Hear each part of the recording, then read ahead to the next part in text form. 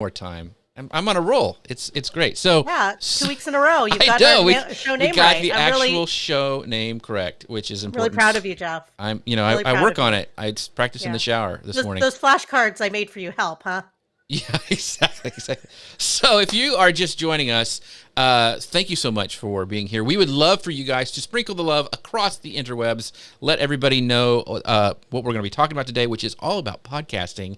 And we're kind of doing it like as a business slant. So if you have somebody who has a podcast and it's just not really doing anything, or they're thinking about starting a podcast, this is the show that they need to watch. So feel free to mention them at the bottom here on all the comments, whatever platform you're watching on, and call them in. Even if they can't watch it live, we'd love for them to come in, and we'll answer comments later. And Shannon, I know, will pop in because he's just that kind of guy.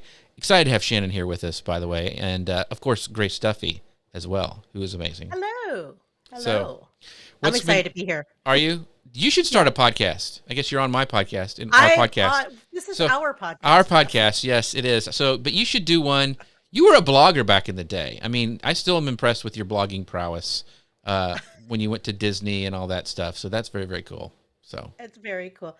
Well, I'm excited. This is going to be a fun show. We want to talk about podcasting in terms of, like, if you're looking to add something different, something new to your content strategy, this is a avenue worth exploring. So we're excited about this topic today. Yes. So let me get everything ready. I'm going to hit go on the podcast machine. And remember, we're doing this live so you guys can ask the question. So if you have something that you want to ask Shannon, who is a pro podcaster and radio personality, we'll get into all of that. I've known him since back, and here's the Google Plus reference, since Google Plus. That's how far I've known Shannon. So I'm very excited. So if you're all good, I'm going to hit go on the podcast machine. Oh, and I got to pull this up before we start. This is my pal Chris Stone. He goes, great guest. Been watching Shannon's vids for years. He's a fantastic source. Thanks, Shannon. So there you go. The Shanman family is here already. You got a whole fan base. So this is going to be fun. That's great. I'm happy. Well, I think I am your fan. So, like, I'm a big fan of you and Grace. Grace, I watch you on Jeff's show. So I'm like, I'm a little floored right now. Yes. I feel like I need an autograph. Yes. All right. So I'm going to hit go on the podcast machine and we will get started. Welcome to Social Media News Live. I'm Jeff Sieh, and you're not. I'm Grace Duffy, and this is the show that keeps you up to date in the world of social media. Today, we are joined by our friend Shannon Hernandez, and he's here today to help us understand how you can use the power of podcasting to grow your business. We're going to be discussing the state of the podcasting industry today and the success stories he's seen along the way, what drives listeners to press play on a new show or a podcast, and we're going to ask for Shannon's recommendations for the best tech and tools to help you get starting with your podcasting journey today. So you want to stay tuned if you're interested in learning about the potential podcast have for marketing your business. And like I said, tag a friend or a business that you think needs to hear about these updates too. So Shannon, thank you so much, my friend. I appreciate you being here today. You're welcome. Thanks for having me. I'm honored to be on the Social Media News Live show. That's right. I'm big on it because you and I have been communicating since you decided to, since you basically birthed the idea. Like you're like, I want to get this all started. So it's very cool to be on your show. Yeah, and fun fact, if you listen to Social Media News Live podcast, that is Shannon at the beginning doing the end, the calls to action. So that's his voice, and he put all that together. He's an incredible sound designer, and we're going to be talking about that a little bit later. But if you don't know Shannon, Shannon is a 20-plus year radio veteran. He's a podcaster and a podcast producer. With his work at radio broadcasting, he's got the knowledge and the experience to bridge traditional media tactics and strategies with developing online content and marketing. You can find his videos on podcasting and podcast marketing on YouTube, just like our friend Chris Stone talked about. And he currently holds down the weeknight time slot for 98 KUPD FM and is the current sound designer. He's not current. He is the sound designer with me, and he helps me out with Guys Kawasaki's Remarkable People podcast. Amazing sound. If you love the sound of that podcast, he is a big part of that. So Shannon, welcome to the show today. Awesome. Thank you for having me, Jeff. I appreciate that wonderful and colorful intro. You're welcome. Well, we have a lot of our Shan Man friends in the audience. For people that are just meeting you now for the first time, I want to ask for them, what inspired you to get started with podcasting, and tell us about your first show. So my first podcast, and what inspired me to get started with podcasts was many years ago. I wouldn't say it's nearly as long as podcasting, as when it was started, but it was maybe a few years after that. It was about 5 years after podcasting was becoming a thing. There were already people there were already people doing podcasting, and they were just basically sharing files back and forth. And for the most part, when I saw it, I saw podcasting as this new wild west of radio. That's the way I saw it. And so I thought to myself, well, this is an interesting medium, because where we are limited on radio in what we can say, not necessarily what the content of what we could say, but how we say it, or in other words, using cuss words. I thought, well, we could basically get on radio and we could talk about whatever we want without any type of censorship. And so that was really kind of the inspiration of me wanting to start a podcast. And I remember years ago when I first decided to start a podcast, I was lost, probably just like, people are now, maybe a lot more back then compared to today. But for the most part, it was a very primitive platform. Most people didn't know how to get onto podcasting. They didn't know how to submit your podcast into a syndication platform. And so I was starting on very basic hosting ground, and I forget what the website even was to even host your audio. I was trying to figure it out last night. I couldn't figure it out. And I was like, God, what was that hosting platform? I couldn't figure it out, but it was very primitive. And when I started, I thought, well, I really want to take this to the next level. And really those first podcasts were basically me testing out. It's always been for me a test to help people shave time off the process of launching a podcast. So I'm always the guinea pig, as so to speak. So I go through and I go, okay, this didn't work. This is why they should do it this way. That's why when I create videos on my YouTube channel, I say, do it this way. And then when someone comes back and disagrees with me and they say, well, I would do it this way. And I'm like, well, I've done it that way. And it's not going to work the best for you. So just because I haven't made it public doesn't mean that it's, something that you should do. So the very first podcast that I started was a podcast with my friend Jimmy. He was a radio broadcaster for Phoenix for 98 KUPD. He was a part-timer. He was full-time at one point in time. And we saw this untapped land that we were like, what? This is land grabbing right now. We need to do something with podcasting. And we started a podcast called the 20-Minute Podcast. Now, the 20-Minute Podcast wasn't necessarily the I guess it was not the business-friendly podcast. It was very, very racy. It was very morning show, geared towards like kind of a morning show. Right. We had a lot of sound effects. There was a lot of, sound design. It sounded like what you would hear, on your local radio station. It had the sweepers, the bumpers, had all those things, all of these elements that we used in radio. And that's the way I saw it. So that was my very first podcast, but I had discovered that there was such a difficulty in trying to get more listeners and trying to get more people to subscribe to the podcast. And while we did have a listener base, I wanted to know more. I wanted to take it to the next level. And I figured if I was going to do this, I needed to either start my own podcast or I needed to start producing podcasts for other people. So that's where a lot of the genesis of how I got involved in this space. Awesome. So tell me where you started making that connection between podcasting and business, like where you started helping businesses use podcasting as part of their marketing. Right. So it wasn't even really a podcast thing that I got involved with. A friend of mine at the time, many years ago, I was living in a house south of here. Jeff actually has visited that house at one point. Yeah, he's been there. I live in a completely different place now, but either way, a friend of mine, he reached out to me one day and he was watching something on Creative Live, and it just so happened to be Lewis Howes and James Wedmore and Amy Porterfield all talking about building and creating a digital business for yourself and helping other people. And I thought to myself, well, this is a great opportunity for me to showcase and share my knowledge about podcasting and audio, because podcasting, I didn't look at podcasting as a means of like, oh, we can create a true crime podcast. I looked at it as like, this is radio. This is radio 2.0. This is radio plus. This is something that we can do in radio. We can talk about whatever we want.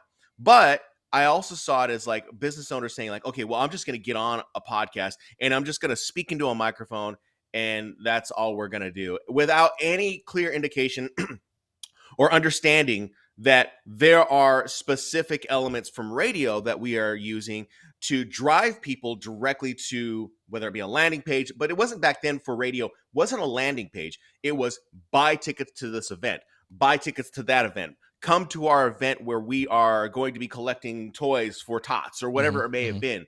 And we were utilizing that already in radio. And I figured, well, if that works in radio, why can't that work in podcasting?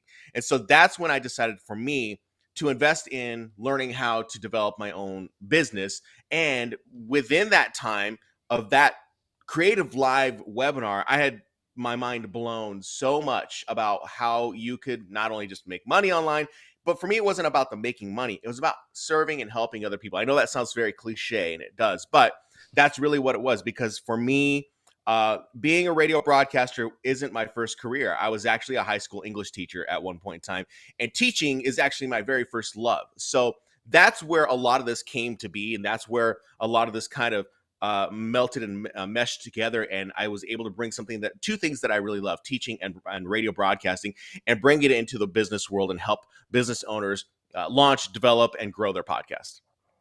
Yeah, I think the first time I met Shannon, he was at Podcast Movement, I think, or we knew each other before that on Google Plus, but that was the first time we met, like, in real life. So, but he is a great teacher. So I make sure you guys go to his website at theshanman.com.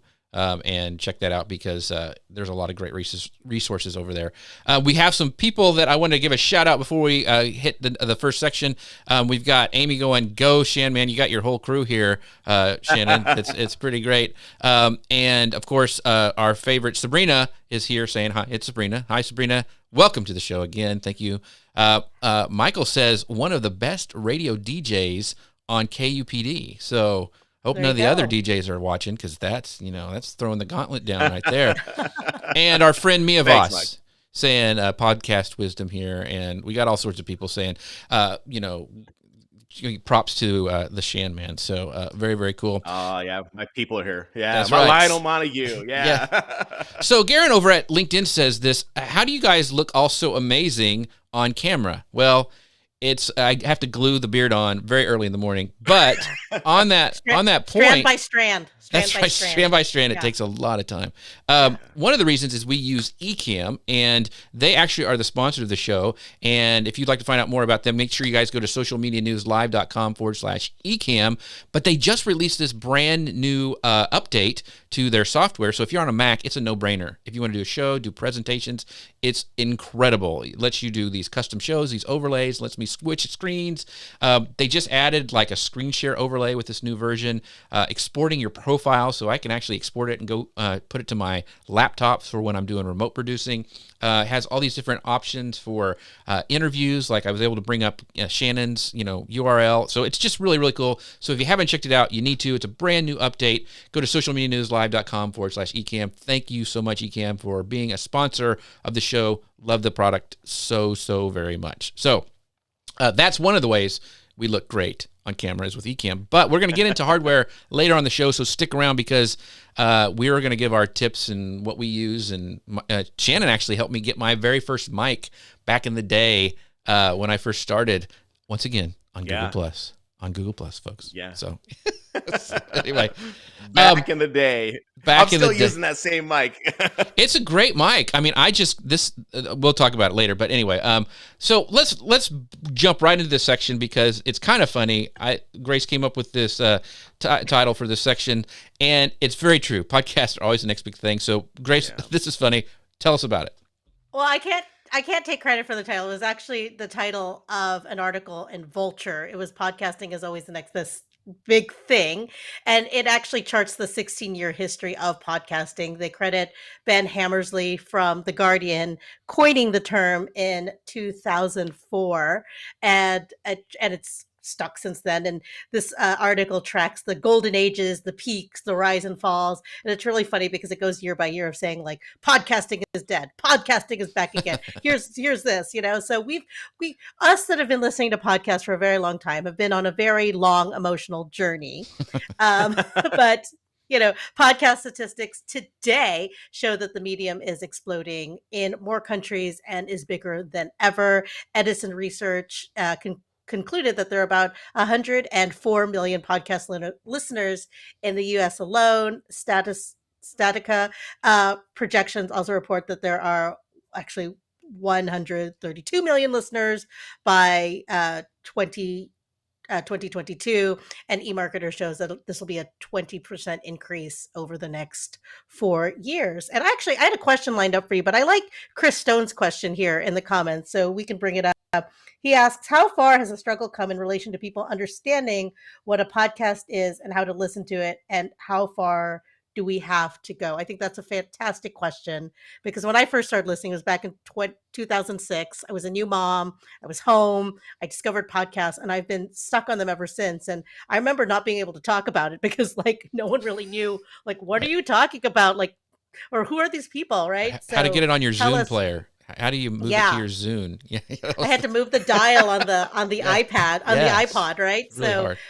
So back to the question, how far has the struggle come and how far do we have to go, is what Chris asks.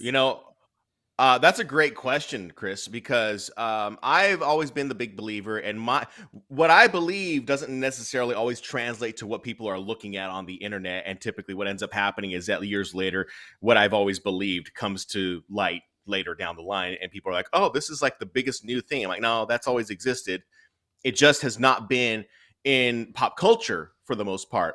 And that struggle of understanding what a podcast is and how you can access those files and access those audio files to consume have become a lot easier these days with the innovation that we have created, or at least people have created, to be able to access podcasts.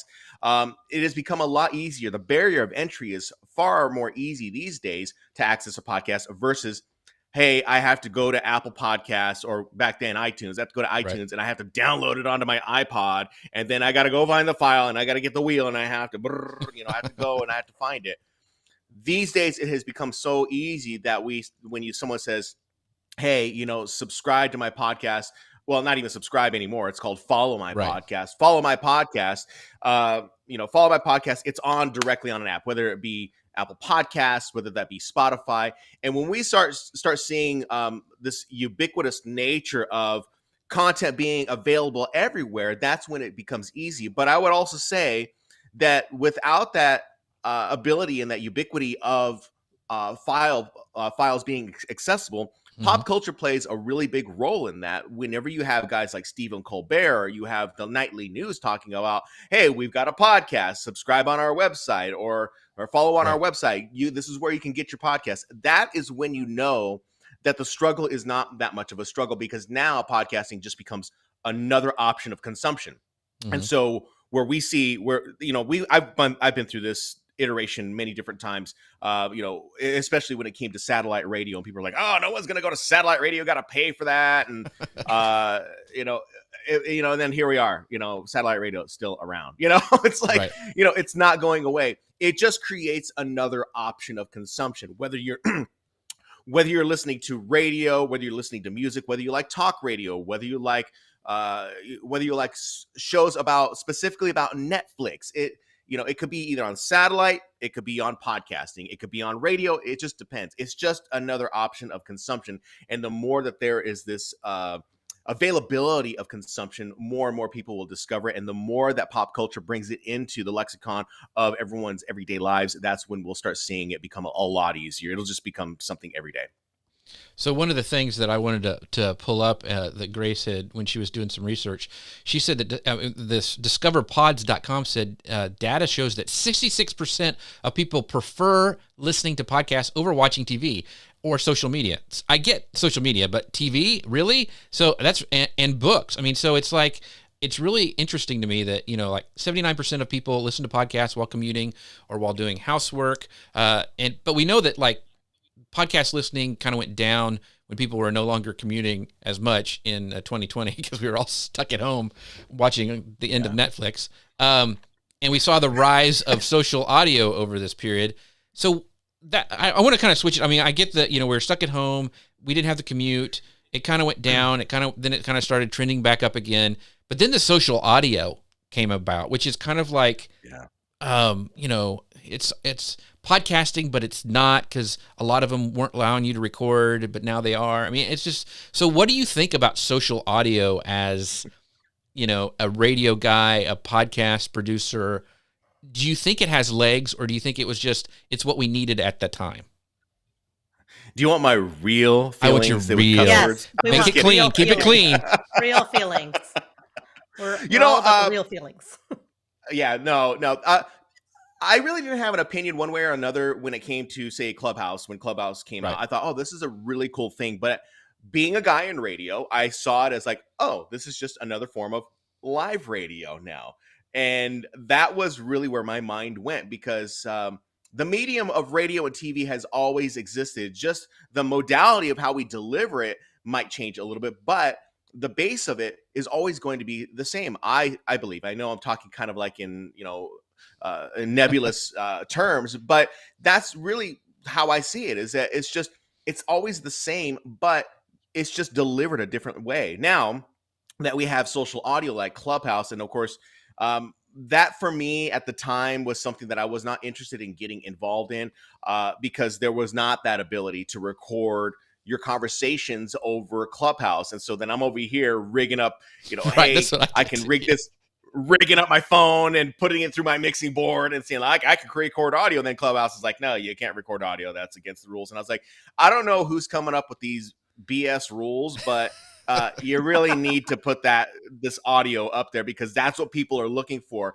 Because when Clubhouse came to light, I was like, this is appointment setting listening, and that is what radio is already doing. If you've ever listened to the radio, whether you're listening to traditional terrestrial radio or you're listening to Sirius XM or whatever it may be, that is just radio consumption, you know that there is an appointment setting segment within that program itself, especially with terrestrial radio. Because if you, like, for example, my shift has 2 appointment setting segments within the 5-hour period that I talk. One of them happens to be called the 8 o'clock shuffle, and the other one, of course, is what you hear probably all over the nation, but it's mandatory Metallica. So those 2 appointment setting segments within that particular shift itself allows people to come and gather and listen. And that's where you're getting a lot of people who will consume. And that is the highest point of listening.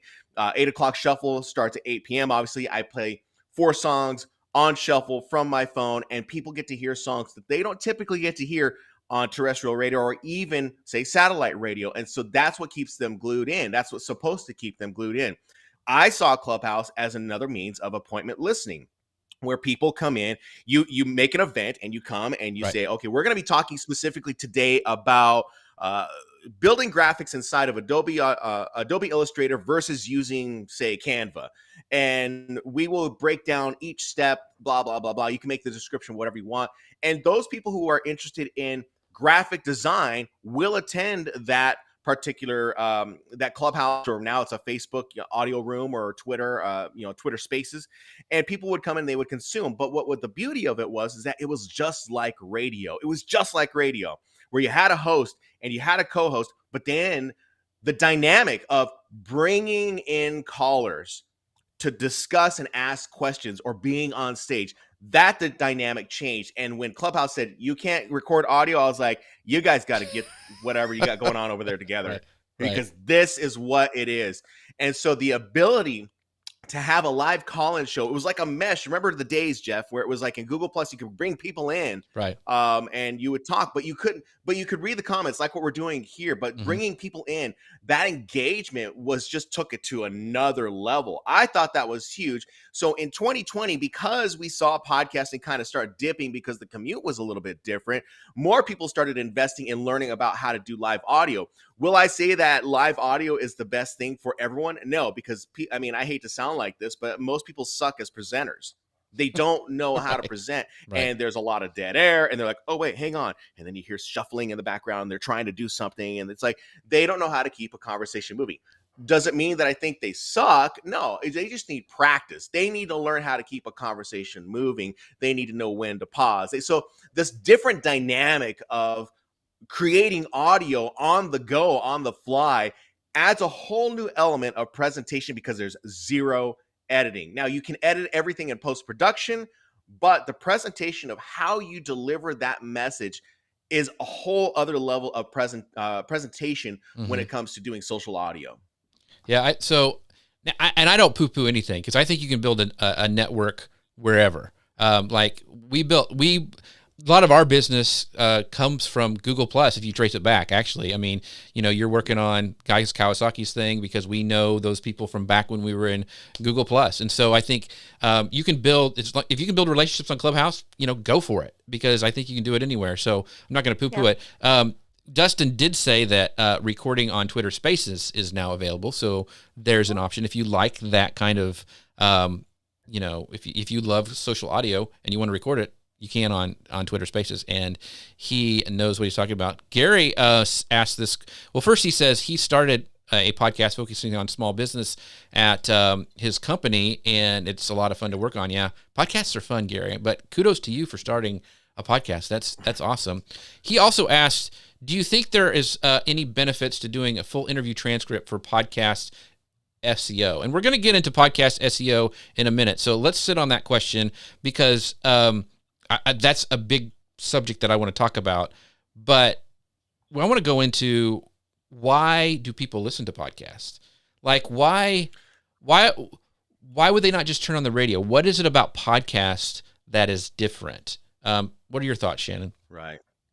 It's, what it is that there's always the two things that come back to the days of Google Plus. And I mean, I'm sure Dustin Stout He'll get on us for that. This. Yeah. He'll get on. But this is always what it's been, man. It's always been, I'm there to consume either something that's going to educate me or it's going to entertain me. That's it.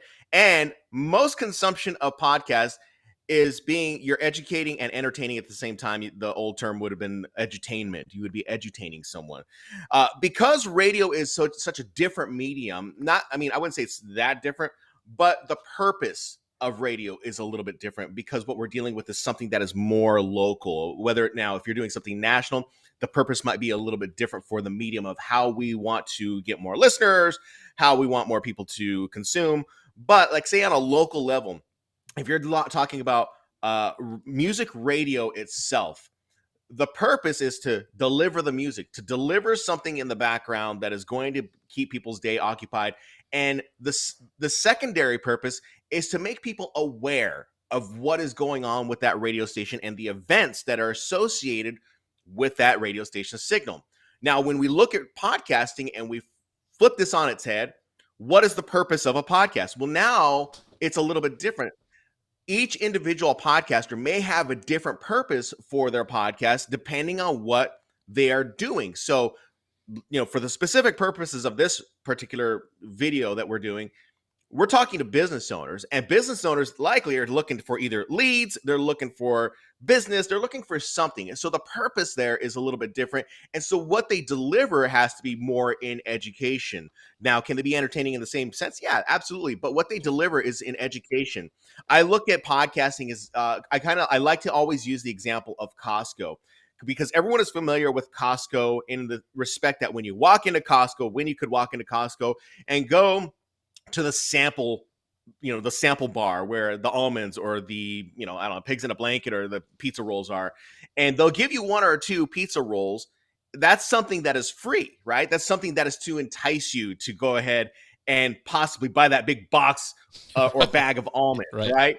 So let's think about it. Like, I do the same thing. It's like I go and I get like a little cup of 3 almonds, and I'm like, oh yeah, I'm gonna go get like 3 more. I'm gonna get. You just keep getting them, and eventually you're like, okay, either you're gonna buy the bag of almonds or you're not.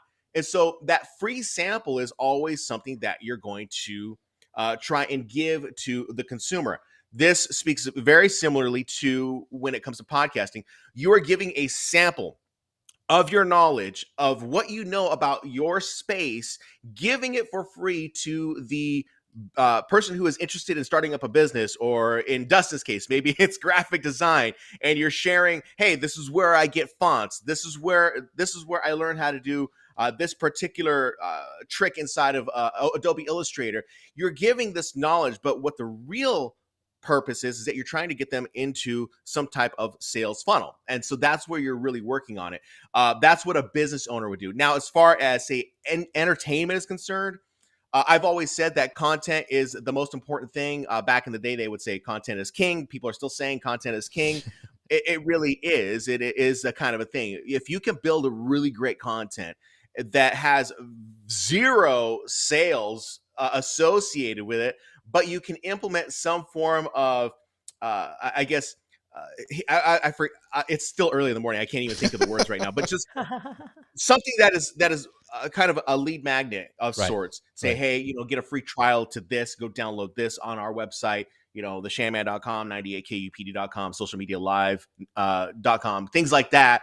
And people go there, they get involved within your funnel, but you're still entertaining them for the most part. Maybe you're talking about, it's a true crime podcast, and you're talking about the best, the 5 best worst murders or something like that. But then somewhere inside there, you're saying, okay, we have this guide that will walk you through each and every step of what the police do. I don't know if that's the thing, but you know what I'm saying? You're giving something that is of value. So that's really where I look at it. So it's interesting because Gary says there's a few podcasts that he listens to. He's over on YouTube, and he goes, a marketplace from APM, tons of stories to find leads for subject matter experts. So he's got like ones that he goes to daily, and a lot of people are like that. In fact, some of the stats are like you mentioned, is like 74% of people go to listen to podcasts to learn new things. It's education. It's entertainment, of course. There's a lot of entertainment podcasts, but that's great for businesses because people are actively listening to learn. And Mia talks about in the comments how important the presentation skills are. If you can present a good, decent podcast, you can get leads for your business. You can get that incoming funnel like you were talking about, Shannon. That because people are searching for knowledge with podcasts. So that leads Grace to this next question, which I'm going to let her take because it's a great one. Yeah, I was wondering what does it take to get someone to press play on that podcast? Because there's a podcast that I've been listening to for years over years, and then there's only so many hours a day, so I have to eliminate one to introduce a new one. But as I'm looking through, I always see what's like new and up and coming. And so some research that we looked at said that a podcast description is the key factor to getting new listeners to hit play. On a 1 to 10 scale, 10, it was rated as 10, most critical for someone playing a new podcast, was having that spot on description. Other things that people mentioned in the survey were the titles, like the titles had to be intriguing, frequency, ratings and reviews. So, you hear a lot of podcasts asking for rating review on Apple Podcasts. This is why, right? Artwork, the name, and then familiar with the guests. And so like on our podcast avatar, Jeff's picture is there. People know Jeff, like they recognize him from everything else he's doing.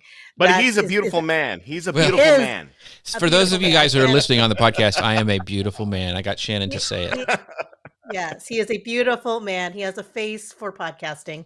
Yeah, exactly. Thank you, and then Chris. the other one is the host. So I know everyone's here for me. So yeah, so in your opinion, Shannon, your expert opinion, I should say, what do you think is something that businesses and marketers should be prioritizing as they are publishing this content and trying to get people? Because let's say you got the subject matter, you've got the presentation, you've got an incredible co-host like Jeff does.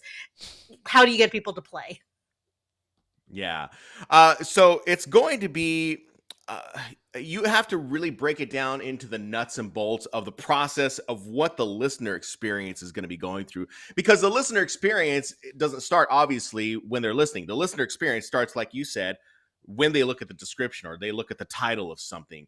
And so as a podcaster or a content producer, you as the producer have to come up with the title, especially, when we talk about, if we're going to talk about SEO later on down the line, we could talk about that. But something that is going to catch someone's eye, something that is going to be a common question that is asked over and over, or, these are the 3 reasons why podcasting is is starting to fade away. I mean, I don't know if that would be something that someone is going to listen to, but here are the 3 reasons why podcasting is going to be going away in the next 2 years. Someone might click play and go like, I want to hear what this guy is going to be saying, because what a jerk. He's dumb, but then it could be almost clickbaity at that time, but there might be an actual reason why that host thinks that podcasting might be fading away. It's not, obviously, but that could be a reason. And you see this all the time in descriptions and in titles of podcasts. The description should be, I always say to people, the description should always be, it should look like kind of like a Netflix style description. It's not too long, it's not too short, but it gives the basic gist of what you would be discussing in that. And it's supposed to be a tease. Descriptions are always teasers of what a Netflix show is about. I mean, You don't get the whole movie in the description. You get the tease of what it's about.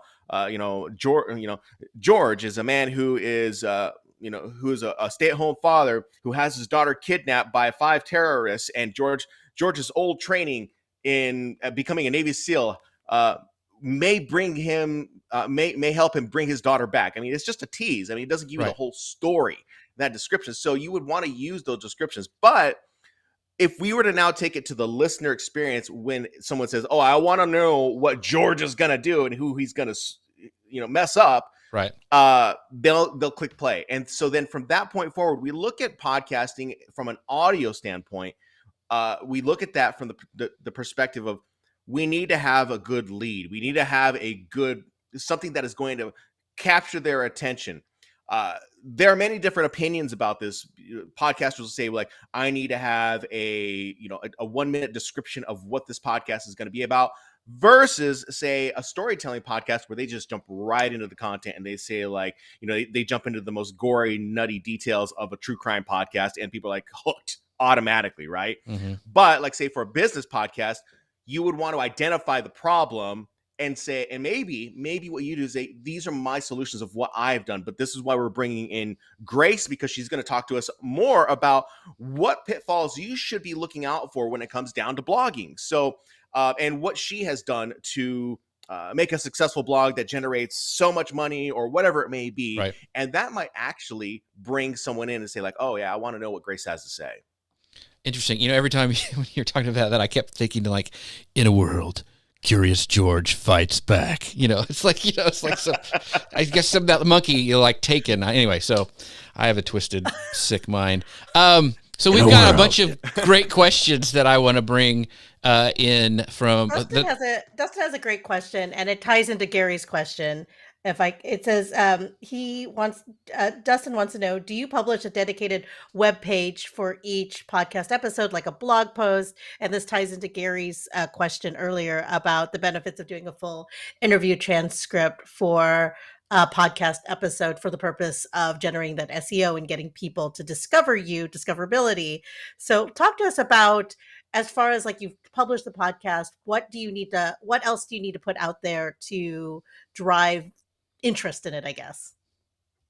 Yeah. So I've been trying to make this clear to podcasters that there is a difference in the show notes of the description, what you would actually be consuming, say in Spotify or Apple Podcasts, versus the transcript itself. And so what we have seen over the years is that we've seen an evolution of how this works. You've seen back in the day when this was a big thing about, hey, you have to have the full show transcripts on your website. And people are like, I am not transcribing that entire thing. I am not paying $60 for this to transcribe something.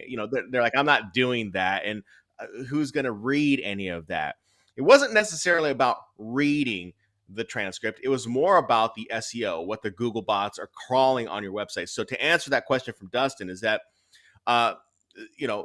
you should have, like, say on a blog, you should have your podcast episode above the fold. So I think that should be the very first thing, because you're trying to get some listens. And if you can get someone to click play and they go, oh, I want to keep hearing more, that's great. But then below that should be your show notes, that little Netflixy type description of what the show is about, and include links inside there that may lead people to go to a landing page or to some type of resource that people are looking for. Those are great for SEO. They're great for click links on your website, whatever it may be. All right.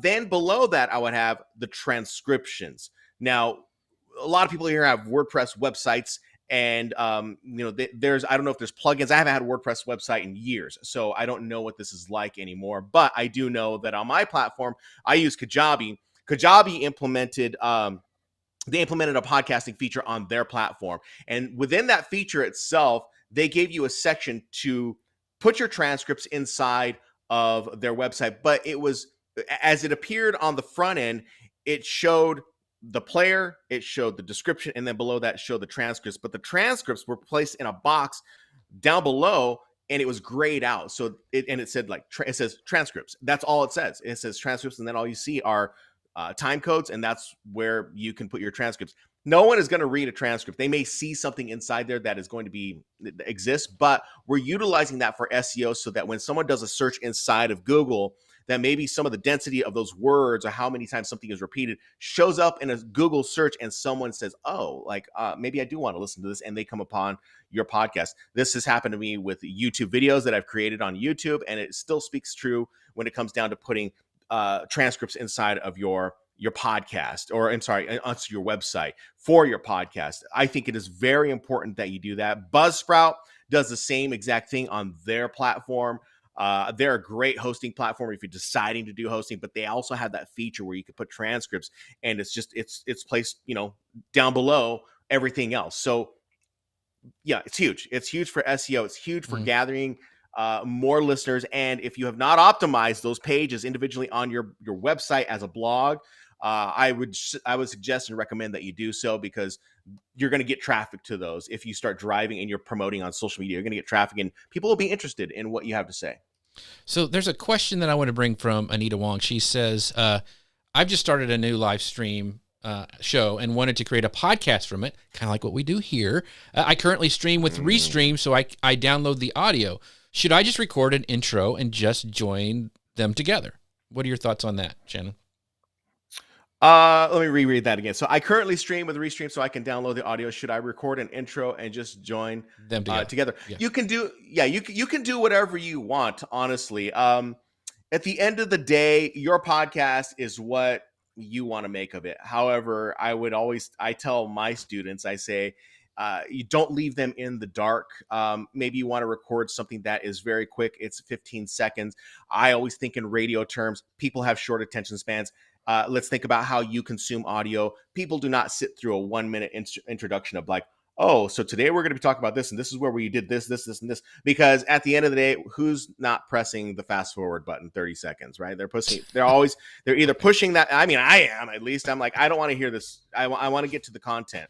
So if you can make it as short as possible. Today we're going to be talking with Ian Anderson Gray, and he's going to be talking to us about, I don't know if Ian's into this, but he's going to be talking to us about the best coffee that you could consume on a hot summer day. I don't know. I mean, something like that. But it's going to be something that is going to be so short, right? So short that it just gets to the content. So that's what I would recommend that you do. Make that intro short and then just get to the content, because that's what people are looking for.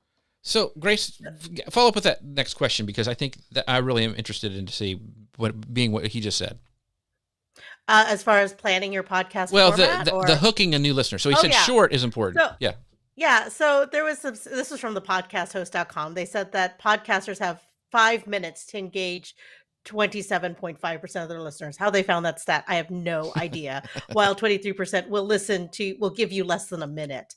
So how long does it take to hook a new listener into the show? Like, I know when it comes to live streaming, there's a format that we follow, which is like, you start with the why, like, why did they want to listen to us? And then we go into the intro, and then we go into our sponsor message, and we have the specific format. When it comes to creating this podcast format, like, how long does it take? How long should you get into like hooking that listener?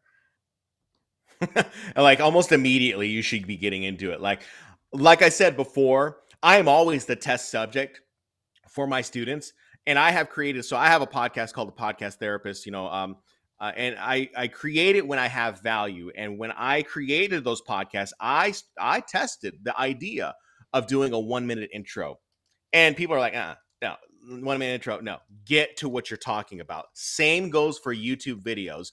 When I was creating YouTube videos, They want that information now. They want to get into it. Because they're looking for the answer. Who has time? We don't have time. None of us have time. So they're looking for that answer, and they want to be able to consume it right away. Now, people will make time for you in their day. So if you can get to the point, or you can get started in hooking them by getting them within coming from radio, would say coming from radio, you have to get them within the first 15 to 20 seconds. That's fast. You have to get them immediately into that, because I know when I listen to podcasts, and the reason why I don't listen to podcasts is because people don't get to the point. I listened to a podcast a while back where they got on, they said, hey, they did this whole welcome. We're here at this place. We're doing this podcast. And I was waiting for what they were going to be talking about, and they never got to it. And I was like, what am I doing wasting my time listening to this podcast? Like, there's other things. I thought the description was fine. The title was fine. The presentation was not. And that's where the disconnect was. So you've got to you got to keep the listener in mind. From years of doing radio, it's always been about the listener. It has never been about me. It's always been about the listener. What I can bring to the listener, my knowledge, my humor, my entertainment, whatever it may be, that is my talent. That's why they call radio personalities talent. Your talent is to be able to disseminate that information, that entertainment, but it's always about your listener. So keep your listener in mind. Keep in mind what their behaviors are on the other side of the microphone for you. They're in their headphones. Keep in mind what they may be doing. They may be driving. They may be making coffee. They may be doing laundry. We all have different behaviors that we take on throughout the day. Be aware of that as a podcaster, because that is where your audience is going to be. They're going to be doing something that's more passive than anything else. There was big contention about this. Jeff and I were at a conference. I think it was just after Social Media Marketing World years ago. And we went to, what was it, Podcast San Diego, Jeff? I think it was Podcast San Diego. And I talked about this very thing. I said, podcasting is still kind of a passive experience when you're listening, because it's like radio. And there was people who pushed back on me. And now we see that yes, it is still a passive experience. There can be some active engagement, but it's not as engaging as, say, live radio, but it's passive, and people will listen while they're doing other things. Yeah. Great points. So I kind of went off the deep end on that. That was good. The point being is that you have to capture them within the first 15 to 20 seconds. Short answer. So I would ask you another question, just really, really quick, like I scroll through like the podcasts that I subscribe. There's only a few podcasts I listen to every episode, but and I think they do this with Guy, is they scroll through and see who the guest is. Like Guy's talking to Seth Godin. They're like, oh, I know Seth. I want to listen to him. So I think those titles, especially if you're doing an interview show, and we had some people asking questions about interviewing, is to add those your guests as well. Like for this live show, and when I put it out as a podcast, I'll put with Shannon Hernandez, because I want to capture all of Shannon's humongous audience and have them listen to my podcast. So I really want to do that. So you have to be strategic about this kind of stuff as well. And the point that Grace made, and Shannon as well, is grabbing them super, super quickly. So, all right, we're running out of time, but this is so fascinating. I love this stuff. Go ahead. On the topic of delivering what we promise, we are talking about growing your business with podcasting. So I want to flip this around, Shannon. I want to ask you, why should businesses consider hosting a podcast over any other content marketing initiative? Like, we know that they can be doing anything with their marketing time and dollars. Why podcasting? And I want you to tell us too, please, what are some of the biggest success stories you've seen along the way as far as connecting podcasting with growing a business, either for you or for your clients? Right. So first question. What was that first question? I'm sorry. There was two questions in there. There is. My short-term memory is so horrible. I like to pile on the questions. I'm like an SAT quiz that way. SAT test that way. So why should businesses consider hosting a podcast, and what are some of the successes along the way? So this is a really good question, and I get asked this a lot. I was asked this question, and I'm going to be asked, I'm sure, coming up in the next week. I'm going to talk for ASU's venture program, because they want to know this exact question. Why do I need to do a podcast? Well, let me be straight and honest with you, because I would much rather give you the straight and honest answer, okay? You can choose whatever platform you want. It just depends on what you're more comfortable with. I know that there are people who are more comfortable with doing podcasting because they don't have to put themselves on camera. and they don't have to look pretty, and they don't have to, none of that. They can just do something in their pajamas and record it in their bedroom, and they call it a day. But there is no better time to start a podcast for your business, because where you might be doing business in the traditional sense of getting leads, whether you're getting awareness to your brand, whatever it may be, you might have to be doing it in person. And of course, I think that was all really the pandemic shaped more of what we would be doing in podcasting as far as getting more leads, right? And getting more people to come into being aware of our brand. And so as a business owner, when you come in and you start sharing your knowledge and expertise about a specific topic, whether that maybe that topic happens to be like, I mean, this is not a plug, but this is a Hydro Flask, right? Here's a Hydro Flask cup. So Hydro Flask could easily have a podcast that talks about not just about Hydro Flask, but they're talking about the different ways in which we can stay cool in the summer, or maybe how we can consume different soups, or how we make different soups, bring in different chefs. And not only are they bringing in these different chefs, but they're bringing awareness, and they always bring in the idea, well, yeah, you could use, I mean, they don't have to say like, yeah, we put these in our Hydro Flasks all the time. I'd be on an 8-hour hike and I open up this container, and it still has soup that is piping hot, and you can see the steam coming off of it. Bringing something like that into your business, whether it be about a product, a service, anything for that matter, allows the business owner to really showcase their expertise and capture more leads. That's, at least in my opinion. It may differ for some other people. We have to think of the objective of whatever we are trying to do with our podcast. Some people don't want to do that, but for business owners, they're looking for leads. They may be looking for consultations. And that's where I see people saying, oh yeah, like you can call me up, or you can hit up my web form at theshanman.com/whatever it may be.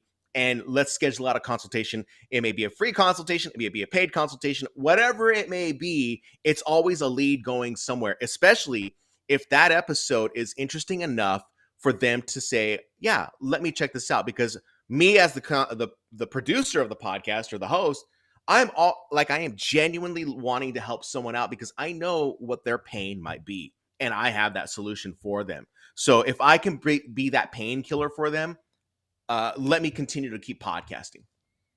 That's a great point.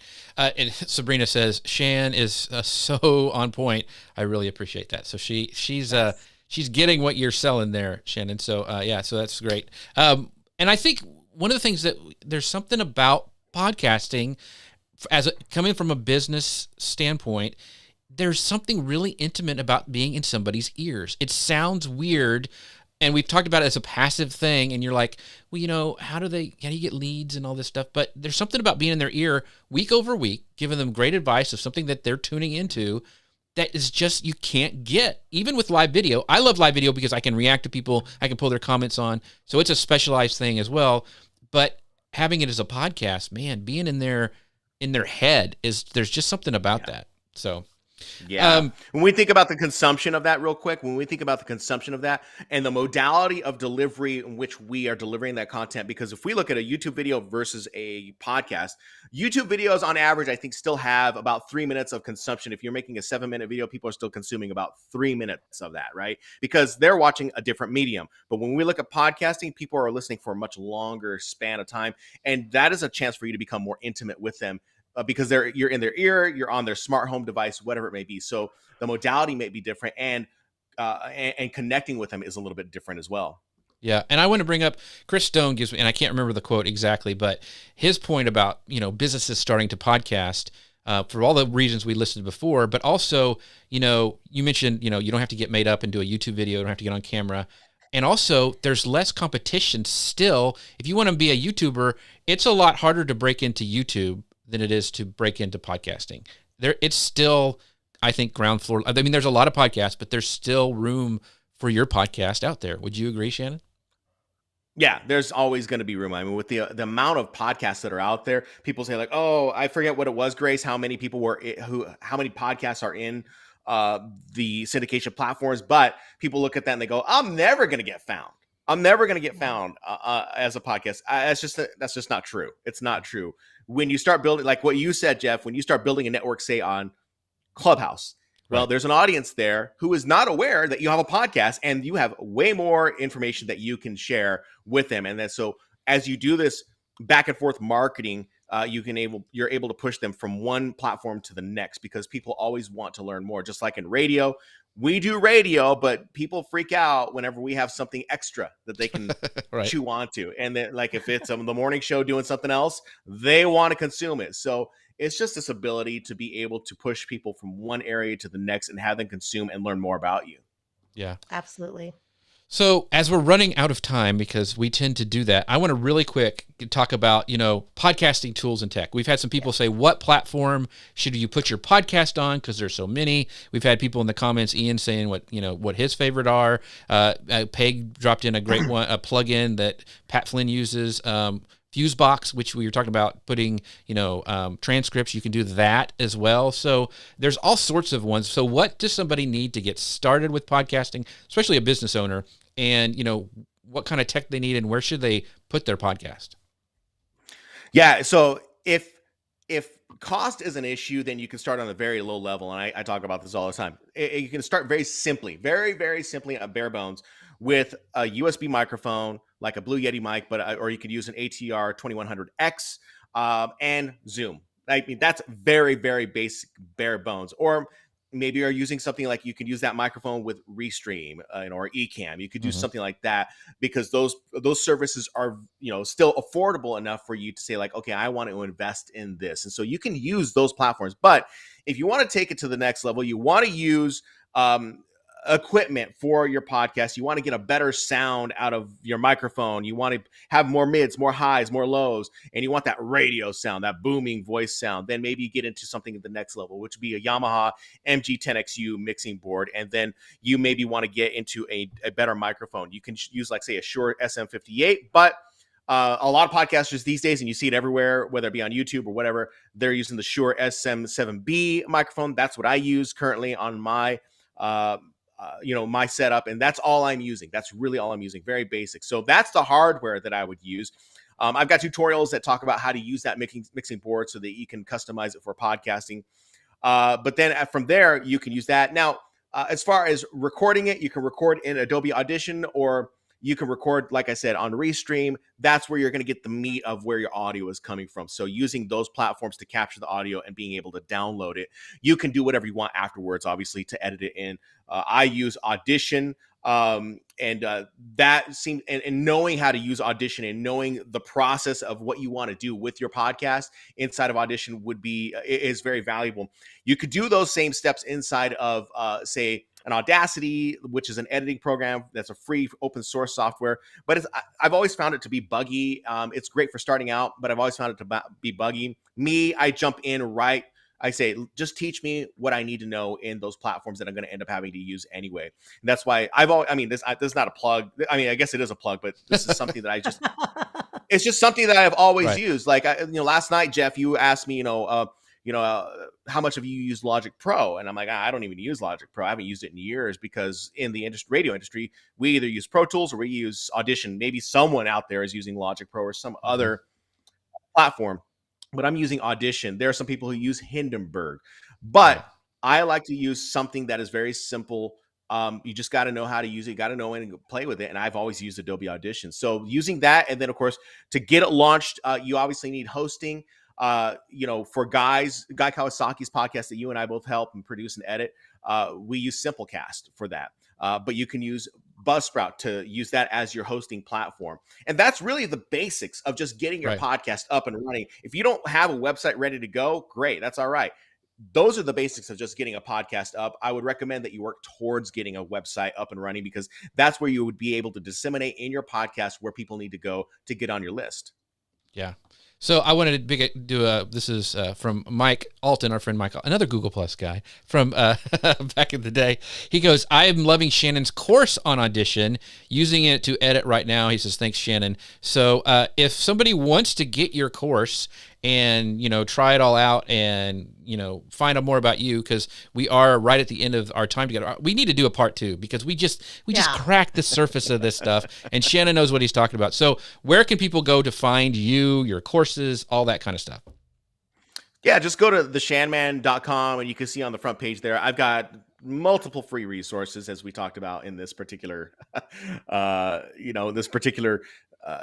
stream. So go there. And then of course you can see that I have courses available right there that are available for Adobe Audition. Reach out to me personally. Just mention that you were on the Jeff Sieh live stream, social media live. Jeff and Grace, mention Jeff and Grace, and maybe we can work something out and get you in on that course. Not at list price. All right. So just come on in. You have to reach out to me. I don't do the coupons because, people never use the coupons. You have to come and directly email me, or reach out to me, and then we can work something out. So real quickly, talk about this. We didn't get a chance to really dive into Kajabi, but you use it and you were talking about how much you like it for podcasting. And just real quick, why do you like it, and why should people check it out if they haven't before? Yeah, that's I love Kajabi at this point. In fact, I moved from Buzzsprout to Kajabi because of the feature of the podcasting feature. They have set it up. It's pretty much equally as simple as Buzzsprout. But the beauty of it, and what we're seeing as far as trends are concerned in podcasting, is that more and more people want to have a paid private RSS feed. And within Kajabi, they are able to create a private podcast that can be either paid for, or it could be, it's just behind a paywall of some sort, and you can start monetizing your podcast there. So that's why I liked it, because you can create it and use it as an offering of additional content, and in turn, you as a business owner are making money. That's why I use it. That's why I will be using it more. Awesome. So as you can tell, Shannon knows what he's talking about, and we are at the end of our time today. Thank you guys so much for joining us. Grace, where can people find out more about all things awesome that is Grace Duffy? You can find me over at Restream, as we mentioned during the show, that it's a great place to host your guests and record your content and get those audio files so that you can get started on your podcasting journey today. So check us out over at Restream. And you can also find me over there. Yes. Make sure you. We love you, Grace. We love you. That's right. I love you, Shan man. This is awesome. I sent this guy like 40 questions, and I think we got to 10 of them because, you can tell he knows his stuff. So, yeah. By the way, we are also a podcast. You can go find us on your favorite podcast player. Just do a search for Social Media News Live. We would love for you guys to give us a rating and review over there as well. Our next show is Friday, November 12th at 11 a.m. Eastern, 10 a.m. Central.